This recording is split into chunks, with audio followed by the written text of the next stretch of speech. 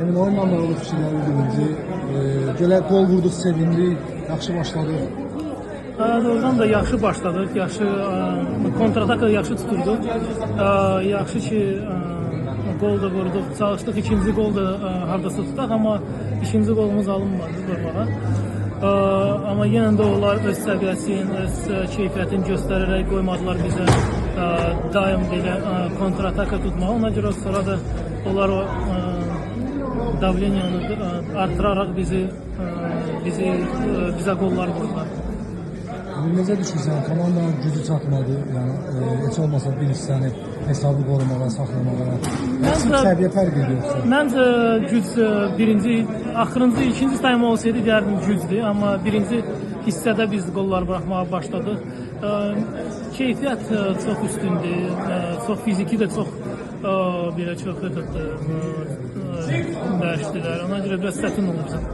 Son siklin son oyunlarında komanda ümumiyyətlə yaxşı oyun göstərə bildi, mübarizə apardı meydanda. Bu Azərkeşlərdə də hər kəsdə Millətlər Liqası üçün bir ümid yaranır. Bəs komanda da necədir, komanda daxilində? Aslında biz komandada çox belə bir-birimizə inanaraq oynayaraq, bir-birimizə çalışırıq ki, kömək eləyək. Düzdür, bəzən alınmır, amma yenə də bizdə irəliş var məncə axırıncı illə baxımında. Daha yaxşı müdafiə oluruq. Düzdür, yəni uduzduruq. Bir o problemdir, onu da inşallah Millətlər Liqasında qələbə olacaq. Limitdə əşkəndən sonra bilirsən, futbolçularımızın çoxsu heyətə düşə bilmir, çətir. Yəni bir neçə futbolçu daim oynayır, sən Qarabağın futbolçuları deyəm, əksər oyuncular ehtiyatlar olur. Bu problem yaradır əməlidir. Aslında o çox böyük problemdir. Çünki biz fiziki olarak çok oyuncumuz da yoktu. На, иди сфоткайся. Возьми, иди сфоткай, быстрее. Успеешь? Идите. Иди, стоп. Əlbəttə biz bu problem bizə yaradır. Çünki biz istəyirik futbolçular daha oynasın. Amma oynamağına görə biraz biz düşürük fiziki olarak. Bizim çoxlu oyuncular görürsünüz ki, ikinci hissələrdə biraz yorğunluq olur. Emin son oyunlarda neçə gənc futbolçu debüt elədi millidə.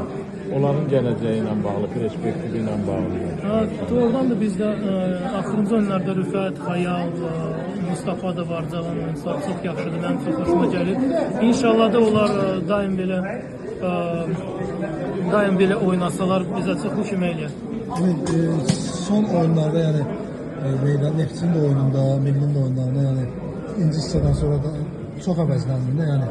Çünki Zədə ilə bağlı. Kepazla oyundan sonra ümumiyyətlə Zədən var idi.